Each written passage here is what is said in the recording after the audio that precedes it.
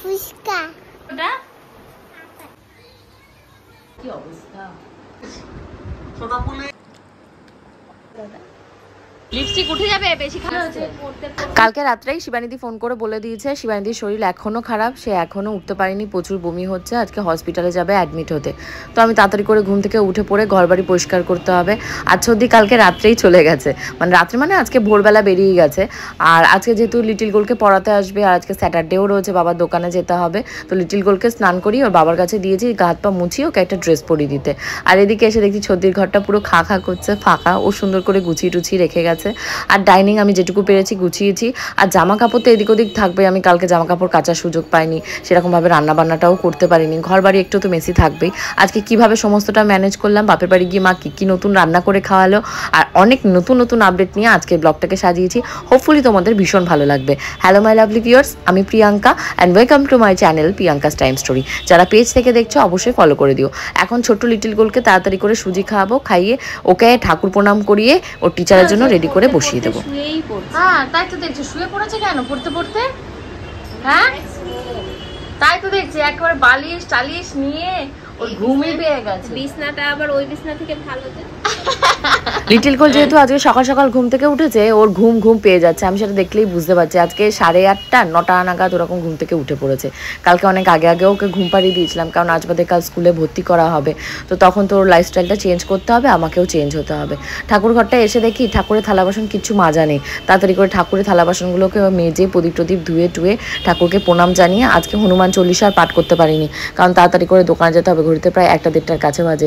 এরই ভেতর video editing আপলোডিংয়ের একটা প্রেশার তো থেকেই যায়। তোমাদের গপুদা বলেছিল আমাকে স্কুটিতে করে দিয়ে আসবে, বাইরে যা ঠাটা পোড়া রোদ্দুর পড়েছে, ও মাই গড, এর ভেতরে যদি বেরোই তাহলে সান বার্ন হয়ে আর সান ট্যান হয়ে আমাদের দুজনের যা অবস্থা হবে, মানে আমি আর লিটিল গোল্ডের কথা বলছি, লিটিল গোল্ডের বাবা তো এমনিই কালো, ওনার আর কি হবে।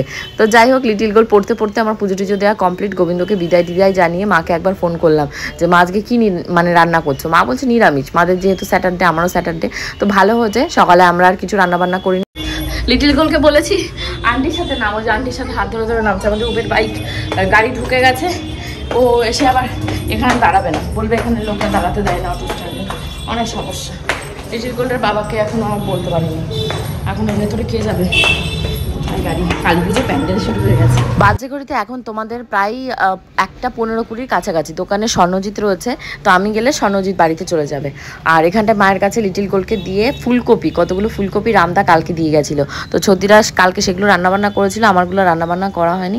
আমি মায়ের জন্য 2-3টে মতন ফুলকপি নিয়েছি, কারণ ফুলকপি বেশি দিন থাকলে বুঝেছে নষ্ট হয়ে যায়। লিটিল গোল্ডের যেদিনকে ওই যে জন্মদিন হলো সেদিনকে দুপুরবেলা আমি প্রায় 4-5টা ফুলকপি কিনে নিয়েছিলাম, যে ফুলকপির রসা খাবো বলে, তো সেই ফুলকপি আর রান্নাবান্না করা হয়নি, যেহেতু 30 জন লোকের কাছাকাছি, তাহলে ওই 5-6টা ফুলকপি দিয়ে হবেটা কি। আর ফুলকপি তো এখন বড় ফুলকপি নয়, ছোট্ট ছোট্ট ফুলকপি, তারপর 50-60 টাকা করে পিস এক একটা। তো এরই ভেতর দেখো দোকানে বসতে না বসতেই লিটিল গোল্ড টিপস্টিক পরে এক গাদা সাজিয়ে নিয়ে মা চলে এসছে। আমি বলছি মা তুমি ওকে সাজাতে কতক্ষণ টাইম নষ্ট করেছো? বলছে ওই 1 ঘন্টা 1.5 ঘন্টা ওর পেছনেই কেটে যায়। মার খাইয়েছে কতগুলো ভাত মোনায় ঘি দিয়ে, হাফ খেয়েছে হাফ খায়নি। দোকানে এসেই কি খাবে? ওআরএস ছাড়া ও আর কিচ্ছু চেনে না, দোকানে আসলে একটা করে ওআরএস এর লিকুইড খাবে। আর একটা দুঃখের ব্যাপার কি বলো তো, দোকানে 2জন কর্মচারী ছিল, তারা একসাথে কাজ ছেড়ে দিয়েছে।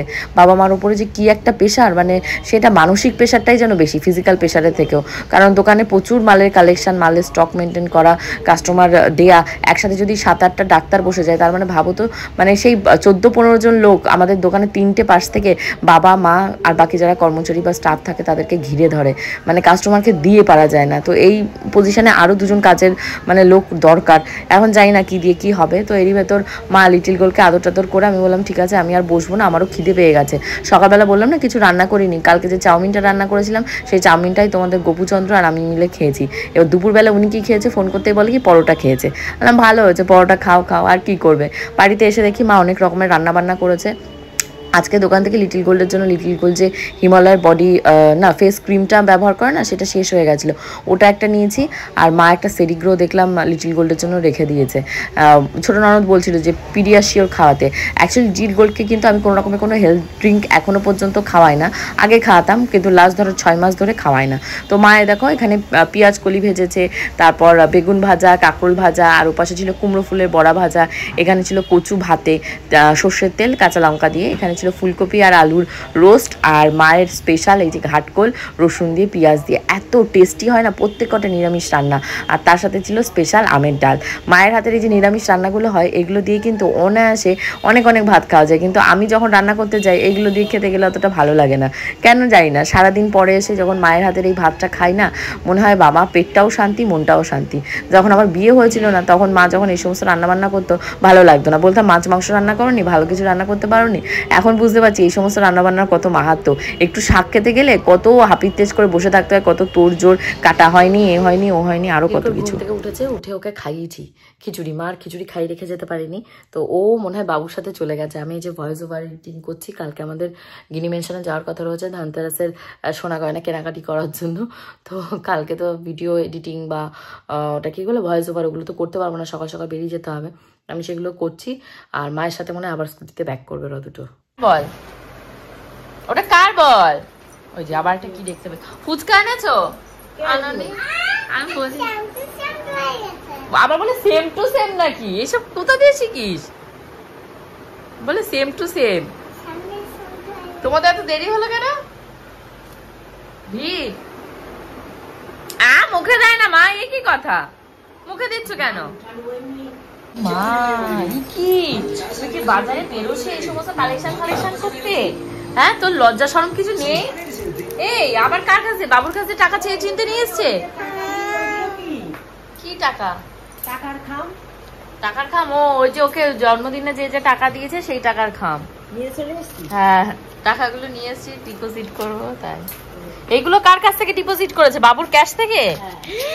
দেখো ও দিয়েছে। বলটা এনে এর ভিতর রাখলো। হ্যাঁ, তুই আমার আরে ও কি করতে বসেছে জিজ্ঞাসা করলো না কেন? হ্যাঁ, ওটা নিয়ে কি করবি? কি ওটা?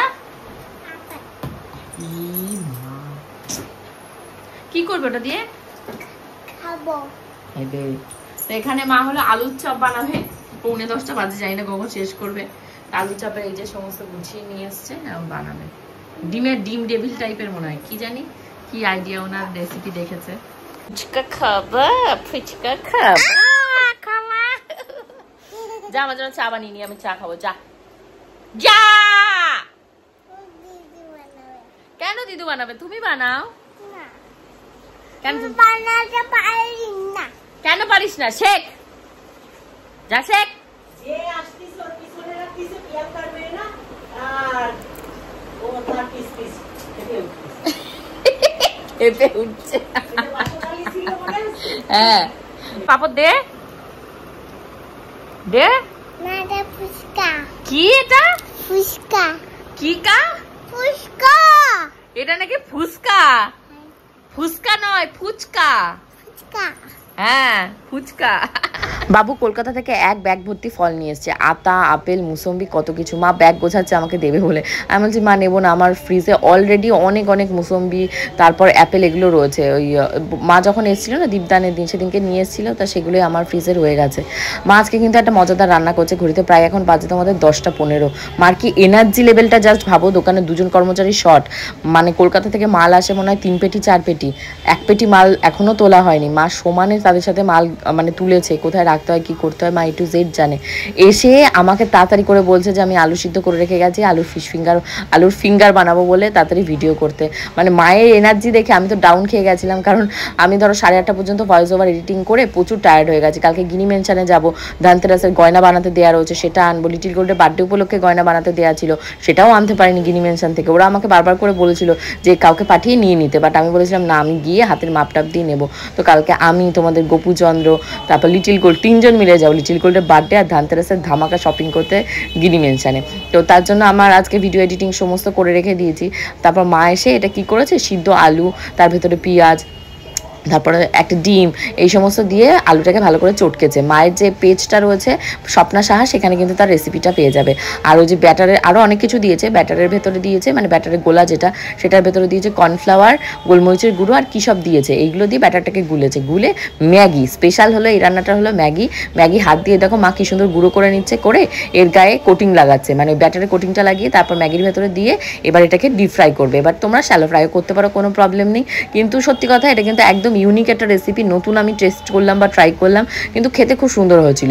মাকে আমি একটাই বললাম যে মা ভেতরে যে পুরটা না, পুরটা আরেকটু স্পাইসি বা আরেকটু চাটাকদার হওয়া উচিত ছিল। তা মা বললো যে তাড়াহুড়ো করে তো এর ভেতরে একটু ধনে পাতা, পুদিনা পাতা, একটু ধরো টক জাতীয় কিছু, একটু আদা কুচি দিলে ভালো হতো। পটেটো ফিঙ্গার খাও, দিদু বানিয়েছে পটেটো ফিঙ্গার খাও।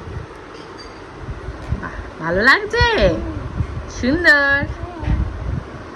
ছোট পুলিশ, ছোট পুলিশ, গোপা কোথায়? এই হয়েছে গোপা, গোপাকে পাওয়া গেছে। লুকাইছিলাম।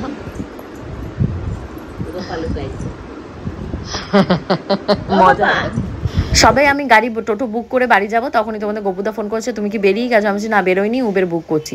তো বললো ঠিক আছে তুমি ওয়েট করো আমি আসি। অ্যাকচুয়ালি উনিও টেনশনে রয়েছে, দোকানে দুটো স্টাফ একসাথে মানে কাজ ছেড়ে দিয়েছে, এখন দোকান তো সামলাতে হবে না, তাহলে ওনারও ডিউটি পড়তে পারে, আমারও ডিউটি পড়তে পারে, সবাই একটা টেনশনে রয়েছে। একটা সেট হয়ে গেলে কাজের কি হয়, টেনশন ফ্রি, হেডেক ফ্রি, মা বাবা একটু ঘোরাঘুরি সবই করতে পারে, কিন্তু কর্মচারী না থাকলে কি হয়, মা বাবা কোথাও আসতে পারবে না। তো যাই হোক, মা এখন খাবার দাবার সব গুছিয়ে দিচ্ছে আমাকে, ফল টল, লিটিল গোল্ডের খিচুড়ি টিচুড়ি। আর এখন আমরা বাড়ি চলে যাবো। বাড়ি গিয়ে আর ভিডিওটা কন্টিনিউ করতে পারিনি, প্রচণ্ড টায়ার্ড, দুদিন ধরে শিবানিদিরা আসছে না। তো যাই হোক, কালকে গিনি ম্যানশনের ব্লগ নিয়ে আসবো ঠিক দুপুর 2টোয়।